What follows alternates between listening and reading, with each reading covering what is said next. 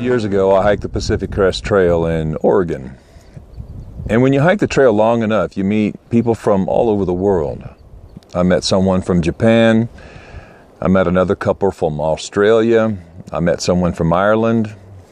And I met someone from Texas. So I met foreigners from all over the globe. And you also meet some very interesting people. And one person that I met was a woman named Megan. She was in her mid-30s, had two brown braids on either side of her face with gray streaks in them, and a little knee-high dog named Zoe. I met her underneath a tree. She was shading herself in the heat of the afternoon. It was 93 degrees outside, and she was just waiting for the afternoon sun to kind of cool down a little bit, and she was reading a Steinbeck novel. So we talked a little bit about Mr. Steinbeck, and then I went on down the trail. About 2 hours later, I decided I was going to sit under a tree and wait for the sun to cool down. And as I was sitting there, I heard someone coming, and I heard someone singing. And it wasn't good singing. It was the kind of singing that you might do if you have earbuds in your ear and you don't think anybody else is listening, and you're singing along with your favorite artist. And I looked, and it was Megan. And when she saw me, she blushed and waved and then went on down the trail. And we kind of flip-flopped back and forth like that over the next several days and miles. And one point I was sitting beside a stream with some other hikers, and she was there too, and I asked her how she got to the trailhead, and she said that her father dropped her off at the border between California and Oregon. And in my paternal voice, and probably a little bit condescending, I said, "So how does your father feel about you hiking this trail all by yourself?" And she shot me a dirty look and said, "Well, how does your father feel about you hiking this trail all by yourself?" A few days later, I was sitting beside the trail in the shade on an old gray log, and I was eating my lunch, and here she came again. This time she wasn't singing, but she sat down beside me and decided to share the log. As we were talking, I asked the question that we often ask when we're on the trail, and that is, what do you do when you're not on the trail? And she said, "I'm a sustainable transportation developer and program planner for a small college in Monterey, California." I must have had a kind of a dumb look on my face, because she said it again, only slower this time. And I told her, I said, "I think that's a wonderful thing for you to do, and I'm so glad that you're taking care of this good earth."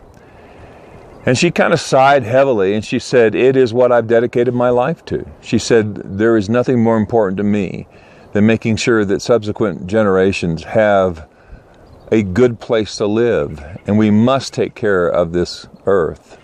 And I said, "I agree, Megan, 100%. The more I asked her about what she did for a living, the more she told me, and I'm telling you, I learned more about the environment that afternoon sitting on that log in that 20 minutes than Al Gore will ever dream of knowing about. But as we talked a little bit more, I said, "You know, Megan, at one point, out in the future sometime, this earth is going to go away. It's not ultimately sustainable, because the universe isn't sustainable." She said, "What are you talking about?" And I said, "Well, you know this. You know that all the best minds in the world have said that at some point our sun is going to go supernova, and when it does, it's going to take out the solar system and our galaxy, and it just won't be here anymore, not the way we know it now." And she said, "So are you saying then that I shouldn't spend the rest of my life trying to help to sustain this earth?" I said, "No, I think you should do that. I think it's very important that you do that, because we don't know when that'll happen." And then I said, "Megan, has it ever occurred to you that the reason you are so passionate about sustainable energy and sustainable transportation is because there's something inside of you that wants to be sustained?"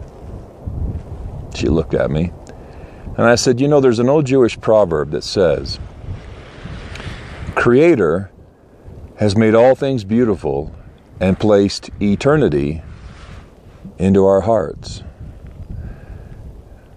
I think the reason that you are so passionate about sustaining this earth is because there's something inside of you that wants to go on and on and on. Just like thirst that we experience on this trail proves that there's water out there, And just like the hunger that we experience every day proves that there's food that would satisfy that hunger, I think the ache in you and the passion in you to create a sustainable earth proves that there is transcendence out there. She looked at me and she said, "Who are you?" And I said, "Well, I'm a soul sustainability consultant and a program developer for a small group of apprentices that gather every week up in Washington to talk about this." And she kind of looked at me funny, and I said, "I'm just messing with you, Megan. But here's what I want you to think about." There's another old Jewish proverb that says something like this: "For Creator so loved the cosmos that he gave his only Son, that whoever believes in him would not perish, but have everlasting life." For Creator did not send his Son into this world to condemn the world, but that the world through him might be sustained, renewed, restored. She looked at me and said, "Do you have any extra coffee?" I said, "Yes, I do."